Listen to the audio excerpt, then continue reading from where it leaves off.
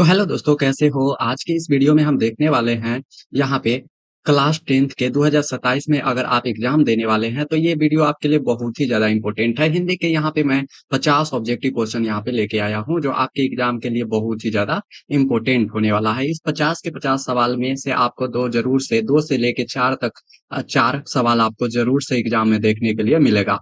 तो चलिए यहाँ से देखते हैं, क्वेश्चन नंबर 1 से स्टार्ट करते हैं। The rise and fall of the Hindu women किसकी रचना है? तो ये है हमारा भीमराव अंबेडकर जी की रचना है। भीमराव अंबेडकर, ऑप्शन नंबर यहाँ पे डी राइट आंसर हो जाएगा। अगले नंबर सवाल है, सेन साहब की नई मोटर कार किस रंग की थी? सेन साहब की जो नया मोटर कार था उसका रंग कौन सा कलर का था? तो वो काला था। ऑप्शन नंबर यहाँ पे ए राइट आंसर हो जाएगा, काला था। चलिए आगे बढ़ते हैं तीसरे नंबर सवाल की ओर। कहता है, मैक्स मुलर की दृष्टि से मैक्स मुलर की दृष्टि से सर्वाधिक संपन्न और प्राकृतिक सौंदर्य से परिपूर्ण कौन सा देश है? तो ये हमारा भारत हो जाएगा। Option number A right answer हो जाएगा।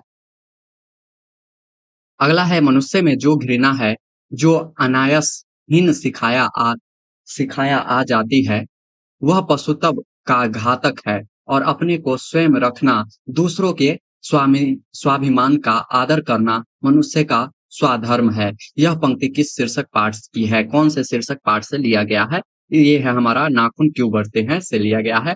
ऑप्शन नंबर यहाँ पे सी राइट आंसर हो जाएगा। चलिए अगले नंबर सवाल, यहाँ पे पांचवें नंबर सवाल का आता है, मैंडलिन किसकी रचना है? बात करें यहाँ पे मैंडलिन, मैंडलिन है ये किसकी रचना है? मैंडलिन किसकी रचना है? तो ये हमारा अशोक वाजपेयी की हो जाएगी। अशोक वाजपेयी की, option number C right answer हो जाएगा। अगला है, देवगिरी के यादव शासकों के लेख किस लिपि में है? देवगिरी के यादव शासकों की लिपि है जो कि लिपि में है, तो ये हमारा नंदी नागरी हो जाएगा। नंदी नागरी लिपि में, option number A right answer हो जाएगा यहाँ पे। चलिए आगे बढ़ते हैं सातवें नंबर सवाल की ओर। सातवां नंबर सवाल कहता है, लेखक अमरकांत को किस खेल के लिए साहित्य अकादमी पुरस्कार प्राप्त हो चुका है? तो उनको है वो कथा लेखन के लिए मिला है। कथा लेखन के लिए, ऑप्शन नंबर यहाँ पे बी राइट आंसर हो जाएगा। अगला है, बहादुर कैसा लड़का था? बहादुर है जो बहुत ही हंसमुख और मेहनती लड़का था। हंसमुख और मेहनती लड़का था। चलिए आगे बढ़ते हैं नौवें नंबर सवाल की ओर। नौवां नंबर सवाल कहता है, जो महल ऐतिहासिक भौतिकवाद के लिए ऐतिहासिक का है, वही आलोचना के लिए साहित्य की परंपरा का है। यह पंक्ति किस शीर्षक पाठ से लिया गया है? ये हो जाएगा हमारा परंपरा का मूल्यांकन से लिया गया है। ऑप्शन नंबर यहाँ पे डी राइट आंसर हो जाएगा।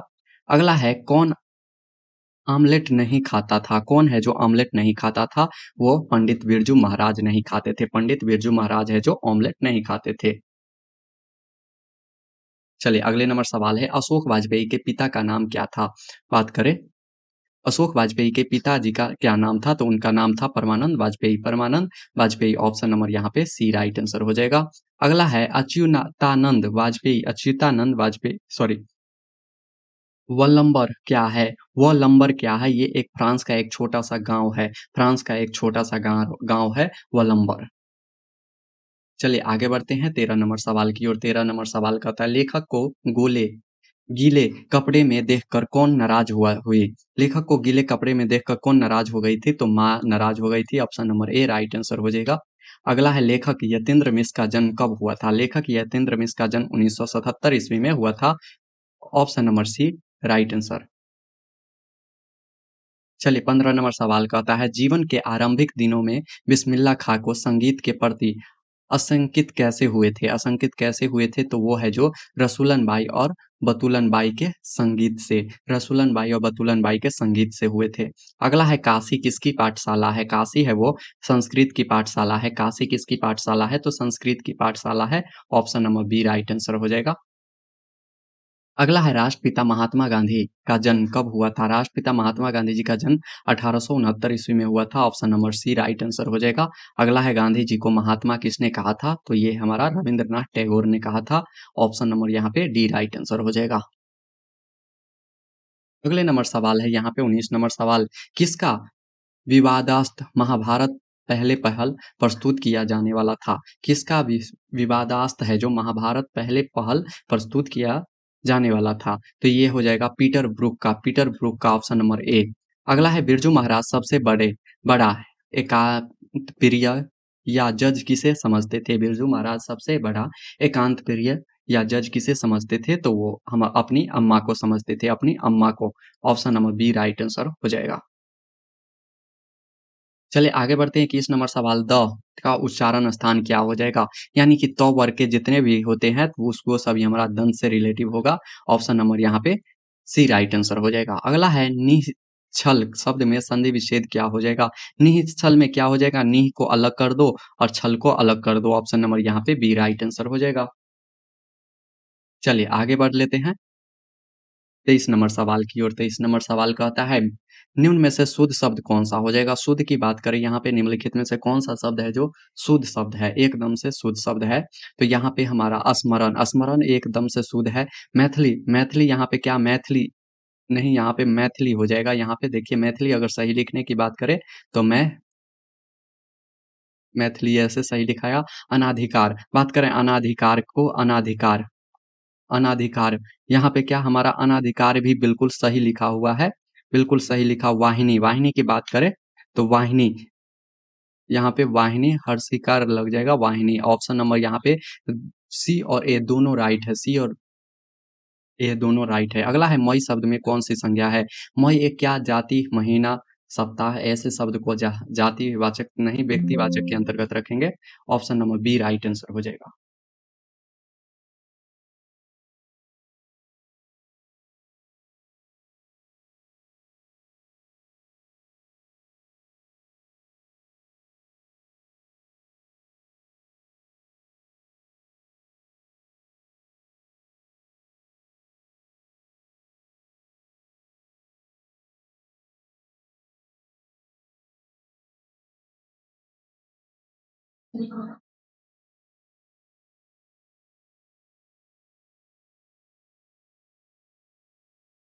तो चलिए 25 नंबर सवाल से देखते हैं। यहाँ 25 नंबर हमारा सवाल कहता है अपराध शब्द में कौन सा लिंग हो जाएगा? बात करें अपराध शब्द में कौन सा लिंग हो जाएगा? अपराध एक प्रकार का स्त्रीलिंग शब्द है। अपराध किया एक प्रकार का क्या स्त्रीलिंग शब्द है। Option number A right answer हो जाएगा। अगला है कपूर शब्द है। बात करें यहाँ पे कपूर शब्द ये हमारा एक तत्सम शब्द है। कपूर की बात करें ये तत्सम शब्द है। Option number C right answer हो जाएगा, तत्सम शब्द है। चलिए आगे बढ़ते हैं। 27 नंबर सवाल कहता है श्याम शब्द का स्त्रीलिंग क्या हो जाएगा? बात करें श्याम, श्याम शब्द का स्त्रीलिंग रूप क्या हो जाएगा? श्याम का स्त्रीलिंग श्यामा हो जाएगा, Shyama. Option number D right answer हो जाएगा। श्याम का स्त्रीलिंग क्या होता है? श्यामा। अगले नंबर सवाल है 28 नंबर, जल पर चिड़िया गाती है, जल पर चिड़िया गाती है यह किस कारक का उदाहरण है? जल पर क्या चिड़िया गाती है? कर्ता ने अधिकरण में पेपर हो जाता है। Option number A right answer हो जाएगा यहाँ पे। अगले नंबर सवाल है 29 नंबर सवाल कहता है यह कलम किसी की है? यह कलम है जो किसी की है किस विशेषण का उदाहरण है? तो ये हमारा सर्वनामिक विशेषण हो जाएगा, सर्वनामिक विशेषण। अगले नंबर सवाल है मैंने खाना खा लिया है किस काल का उदाहरण हो जाएगा? ये मैंने खाना खा लिया है भूतकाल पहले की बात कर रहा है, पूरी हो चुकी है, खाना पूरा हो चुका है, ये भूतकाल का उदाहरण है। चलिए आगे बढ़ते हैं। 31 नंबर सवाल, पुष्प शब्द है। बात करें यहाँ पे पुष्प हमारा है एक तत्सम शब्द है, पुष्प एक हमारा तत्सम शब्द है। अगला है ऐसे शब्द जो यौगिक तो होते हैं, यौगिक तो होते हैं पर अर्थ के विचार से अपने सामान्य अर्थ को छोड़ किसी परंपरा से विशेष अर्थ के परिचार हो सकते हैं। ऐसे शब्द को हम क्या कहेंगे? ऐसे शब्द को हम कहते हैं योग रूढ़ शब्द।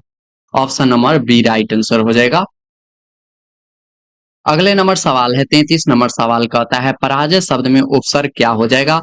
स्टार्टिंग के वाले शब्द को क्या कहते हैं? हम उपसर्ग कहते हैं। जो तो यहाँ पे हमारा पराजय, परा, ऑप्शन नंबर क्या डी राइट आंसर हो जाएगा। अगला है त्यागी शब्द में पढ़ते की बात करें त्यागी लास्ट में क्या आता है? दीर्घई। Option number A right answer हो जाएगा। चलिए आगे बढ़ते हैं यहाँ से 35 नंबर सवाल की ओर। 35 नंबर सवाल कहता है चाचा शब्द में विशेषण क्या हो जाएगा? चाचा शब्द में विशेषण की बात करें चचेरा, चाचा का चचेरा। Option number B right answer हो जाएगा। अगला है सुदामा शब्द में कौन सा समास हो जाएगा? बहुव्रीहि समास हो जाएगा। सुदामा में बहुव्रीहि समास हो जाएगा। क्योंकि यहाँ पर देखो जब कोई शब्द में क्या अपने सामान्य अर्थ को छोड़कर किसी विशेष व्यक्ति या वस्तु की ओर संकेत करता है उसको हम क्या बहुव्रीहि समास कहते हैं। सुदामा एक क्या रूढ़ विशेषण नाम है जो श्री कृष्ण के प्रसिद्ध सखा के रूप में प्रयुक्त होता है। जब कोई ऐसे शब्द में हम क्या कहेंगे, इसको बहुव्रीहि समास कहेंगे। चलिए अगले नंबर सवाल है यहाँ पे 37 नंबर सवाल कहता है निम्न में से शुद्ध वाक्य कौन सा हो जाएगा। बात करें निम्नलिखित में से शुद्ध वाक्य कौन सा हो जाएगा। राम ने पुस्तक खरीदी, राम ने पुस्तक खरीदी, ऑप्शन नंबर यहाँ पे ए हो जाएगा राइट आंसर। अगला है द्रववाचक संज्ञा का उदाहरण क्या हो जाएगा। द्रववाचक का उदाहरण है यहाँ पे दूध क्या है, एक द्रववाचक संज्ञा है। चलिए अगले नंबर सवाल है यहाँ पे उसने अपने भाई का घर खरीदा किस वाक्य का उदाहरण है। उसने अपने भाई का घर खरीदा, ये हमारा एक सरल वाक्य हो जाएगा, option number A right answer हो जाएगा। अगला है सर्जन शब्द का विलोम क्या होता है। सर्जन का विलोम होता है सर्जन, सर्जन का विलोम हो जाता है दुर्जन, दुर्जन नहीं है। सर्जन का विलोम यहाँ पे हमारा विनाश है, विनाश भी नहीं है। ध्वंस, ध्वंस भी नहीं है। सर्जन का विलोम निर्जीव सर्जन, सर्जन का यहाँ पे हमारा एक बार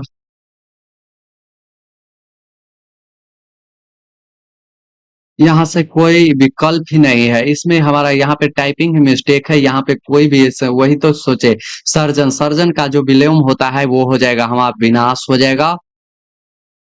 सर्जन का विलोम विनाश होता है और ध्वंस होता है, ध्वंस, ध्वंस होता है।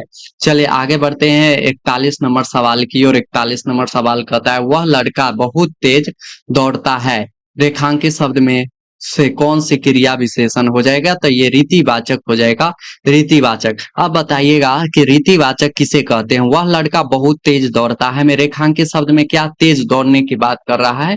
यह शब्द क्या दौड़ता है क्रिया विशेषण की बात कर रहा है। दौड़ने का ढंग या तरीका कैसा है वो तो हमें पता नहीं है, लेकिन यहाँ पे क्या क्रिया कर रहा है। जो शब्द क्रिया के होने या तरीका या ढंग बनाते हैं उन्हें क्या रीतिवाचक क्रिया विशेषण कहते हैं। अगले नंबर सवाल है जिसकी कोई तुलना न हो इसके लिए एक शब्द क्या हो जाएगा। उसको हम कहते हैं अद्वितीय, अनुपम, अतुलनीय, option number D right answer हो जाएगा, option number D right answer. अगले नंबर सवाल है यहाँ पे 43 कहता है 9 2 11 होना मुहावरे का अर्थ क्या होता है। 9 2 11 होना भाग जाना, option number A B right answer हो जाएगा। अगला है ऊंट के मुंह में जीरा लोकित का अर्थ क्या होता है। ऊंट के मुंह में जीरा आवश्यकता की तुलना में बहुत कम, option number B right answer हो जाएगा। चलिए आगे बढ़ते हैं 45 नंबर सवाल कहता है विद्या का पर्यायवाची शब्द क्या हो जाएगा। विद्या, विद्या का पर्यायवाची होता है, विद्या का पर्यायवाची शिक्षा भी, ज्ञान भी, बुद्धि भी, ऑप्शन नंबर यहाँ पे डी राइट आंसर हो जाएगा। अगला है अंधकार का विलोम क्या होता है। अंधकार का प्रकाश हो जाएगा, option number D right answer. अगले नंबर सवाल है यहाँ पे 47 नंबर सवाल कहता है राम और श्याम विद्यालय गए। राम और श्याम है जो विद्यालय गए, यह कौन सा वाक्य हो जाएगा। तो ये हमारा सरल वाक्य हो जाएगा, सरल वाक्य। अगला है वह पढ़ रहा है, यह किस काल का उदाहरण है। वह पढ़ रहा है किस काल का उदाहरण है। तो ये अपूर्ण वर्तमान काल होगा, अपूर्ण वर्तमान काल की बात कर रहा है। अगले नंबर सवाल है यहाँ पे बताइएगा, और एक सवाल आप कमेंट में जरूर से बताइएगा कमल शब्द का बहुवचन क्या होता है।